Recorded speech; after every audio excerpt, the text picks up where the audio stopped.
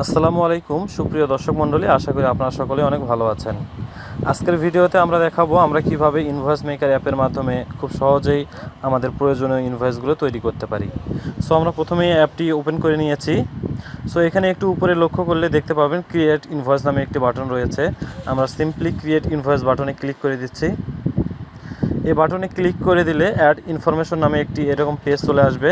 So এখানে একটু লক্ষ্য করে দেখুন, উপরে আপনার কারেন্সি অ্যাড করার জন্য অপশন রয়েছে। এখানে বিডিটি সিলেক্ট করা আছে, আমি বিডিটি রাখতেছি। এরপরে দেখুন প্রথমে একটা অপশন রয়েছে বিজনেস ইনফরমেশন, এখানে একটা বাটনও রয়েছে add save store info. So আমরা এখানে ক্লিক করে দিচ্ছি। এখানে ক্লিক করে দিলে দেখুন আপনার বিজনেস ইনফরমেশন যতগুলো আছে সবগুলো কিন্তু এখানে দেখাচ্ছে। আপনি যদি আরও ইনফরমেশন যদি অ্যাড করতে চান তাহলে অ্যাড স্টোরে ক্লিক করে দিলে এরকম একটি ফর্ম আসবে। সো উপরে যদি আপনি আপনার বিজনেসের নেম লেখেন, এরপর এখানে আপনার বিজনেসের ফোন নাম্বার একটা দিবেন, এরপর আপনার বিজনেসের অ্যাড্রেস দিবেন, দেওয়ার পর অ্যাড স্টোরে ক্লিক করে দিলেই কিন্তু এখানে আপনার স্টোরের ইনফরমেশনটা সেভ হয়ে যাবে। এরপর আপনার যে ইনফরমেশনটা প্রয়োজন আপনি সিম্পলি সেটার উপরে ক্লিক করে দিবেন। ক্লিক করে দিলে দেখুন এইভাবে কিন্তু আপনার ইনফরমেশনটা এখানে সেট হয়ে যাবে। যদি আপনি এটাকে কেটে দিতে চান আপনি সিম্পলি ক্লোজ বাটনে ক্লিক করে দিবেন, তাহলে কিন্তু এটা কেটে যাবে। আবার আপনি এখান থেকে নতুন করে ইনফরমেশন সেট করতে পারবেন। এরপর দেখুন ক্লায়েন্ট ইনফরমেশন, এখানে অ্যাড সেভ ক্লায়েন্ট ইনফো নামে অপশনটাতে ক্লিক করলে দেখুন এখানে আপনার ক্লায়েন্টের লিস্ট চলে আসবে। এখানেও সেম আপনি আগের প্রসেসের মাধ্যমে নতুন ক্লায়েন্ট অ্যাড করতে পারবেন। এরপর আপনার যে ক্লায়েন্টের প্রয়োজন আপনি সিম্পলি সেই ক্লায়েন্টের উপরে ক্লিক করে দিলে সেটা কিন্তু অটোমেটিক এখানে সেট হয়ে যাবে। এরপরে দেখুন আইটেম বা প্রোডাক্টস, অ্যাড সেভ প্রোডাক্টস, এখানে ক্লিক করে দিলে আপনার যতগুলো প্রোডাক্ট এখানে সেভ করা আছে সবগুলো এখানে শো হবে। আপনার যদি আরও প্রোডাক্ট অ্যাড করার প্রয়োজন হয় এখানে ক্লিক করে প্রোডাক্টের নেম এবং প্রাইস দিয়ে প্রোডাক্ট অ্যাড করতে পারবেন। এরপর আপনার যে প্রোডাক্টের প্রয়োজন তার উপরে ক্লিক করে দিলে এরকম একটি পপ আপ চলে আসবে। সিম্পলি আপনি কত পিস সেল করবেন সেই পরিমাণটা এখানে দিয়ে দিবেন। সো আমি এখানে 2 দিচ্ছি, এরপর সাবমিট করে দিচ্ছি। তাহলে দেখুন এই প্রোডাক্টটা কিন্তু এখানে অ্যাড হয়ে গেল।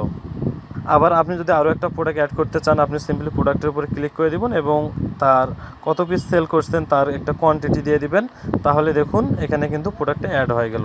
আর এখানে দেখুন একটু লক্ষ্য করে আনডুতে ক্লিক করলে আপনার কিন্তু লাস্ট যে প্রোডাক্টটা অ্যাড করছেন সেটা কিন্তু রিমুভ হয়ে যাবে। এরপরে দেখুন ভ্যাট অথবা ট্যাক্স, এটা কিন্তু অপশনাল, এগুলো দিলেও হবে না দিলেও হবে, আপনার যদি প্রয়োজন হয় দিবেন। অ্যাড ভ্যাট আর ট্যাক্সে যদি আমরা সিম্পলি ক্লিক করে দিই তাহলে এরকম একটি পপ আপ চলে আসবে। সো এখানে দেখুন ভ্যাট বা ট্যাক্স অ্যাড করার দুইটা অপশন রয়েছে, একটা পার্সেন্টেজ অনুযায়ী আপনি অ্যাড করতে পারেন আর একটা ফিক্সড অ্যামাউন্ট হিসাবে অ্যাড করতে পারেন। সো আমরা এখানে পার্সেন্টেজ হিসাবে দিচ্ছি, আমি এখানে 9% দিচ্ছি। দেখেন 9%-এর যত টাকা 9%-এর যত টাকা ট্যাক্স হয় বা ভ্যাট হয় সেটা কিন্তু অটোমেটিক ক্যালকুলেট করে চলে আসছে। এরপরে দেখুন শিপিং চার্জ, আপনারা চাইলে এখানে আপনার শিপিং চার্জ অ্যাড করে দিতে পারবেন। সো আমরা এখানে শিপিং চার্জ 60 টাকা অ্যাড করে দিচ্ছি, দেওয়ার পর সেভ করে দিলাম। এখানে চাইলে যদি এগুলো আপনি কেটে দিতে চান সিম্পলি ক্লোজ বাটনে ক্লিক করে কেটে দিতে পারবেন। এরপরে দেখুন ডিসকাউন্ট, আমরা এখানে 22 টাকা ডিসকাউন্ট দিচ্ছি যেহেতু এখানে পেয়েবল অ্যামাউন্ট 2022 টাকা হয়েছে। দেওয়ার পর আমরা সিম্পলি এখানে সেভ করে দিচ্ছি। এরপরে দেখুন অ্যাডভান্স পেমেন্ট, যদি আপনার ক্লায়েন্ট আপনাকে অ্যাডভান্স পেমেন্ট করে থাকে তাহলে এখানে অ্যাডভান্স পেমেন্ট আপনি দিতে পারবেন। এখানে 1000 টাকা দিলাম আমরা অ্যাডভান্স পেমেন্ট, তাহলে দেখেন ডিউ অ্যামাউন্ট 1000 হয়ে গেল। এরপর আমরা সিম্পলি নেক্সট বাটনে ক্লিক করব। নেক্সট বাটনে ক্লিক করলে টেমপ্লেট চয়েস করার জন্য আপনাদেরকে এরকম একটি পেজে নিয়ে আসবে।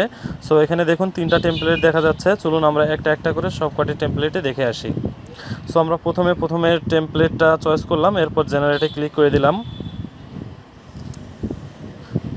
জেনারেটে ক্লিক করলে আপনার জন্য সুন্দর এবং সিম্পল এরকম কিন্তু একটা টেমপ্লেট তৈরি হয়ে গেল। আপনারা চাইলে এখান থেকে পিডিএফ ভার্সনটাও নিতে পারেন, চাইলে ইমেজ ভার্সনটাও নিতে পারেন। চলুন আমরা এর পরের টেমপ্লেটটা একটু দেখি। পরের টেমপ্লেটে ক্লিক করে আমরা সিম্পলি আবারও জেনারেট করব। জেনারেট করলে দেখুন এই টেমপ্লেটটা কিন্তু তৈরি হয়ে গেছে। আগেরটার থেকে এটা কিন্তু আরও বেশি অ্যাডভান্স। আমরা সিম্পলি এখান থেকে ব্যাক দিয়ে আমরা পরের টেমপ্লেটে আবার চলে যাচ্ছি। দেখুন এটাও কিন্তু অনেক সুন্দর এবং কালারফুল একটি টেমপ্লেট। আপনারা কিন্তু চাইলে এই টেমপ্লেটগুলো এখান থেকে ডাউনলোড অথবা শেয়ার করতে পারবেন। ডাউনলোডে ক্লিক করে দিলেই দেখুন এরকম কিন্তু ডাউনলোড হয়ে যাবে এবং এরকম একটি নোটিফিকেশন আপনাদেরকে দেখাবে। আমরা সিম্পলি এখান থেকে ওকে করে দিচ্ছি। আবার যদি শেয়ার করতে চান আপনি সিম্পলি শেয়ার পিডিএফে ক্লিক করে দিবেন। এরপর আপনি যার মাধ্যমে শেয়ার করতে যাচ্ছেন আপনি শেয়ার করে দিবেন। আমি সিম্পলি দেখেন আমি আমার নিচের হোয়াটসঅ্যাপে শেয়ার করে দিচ্ছি।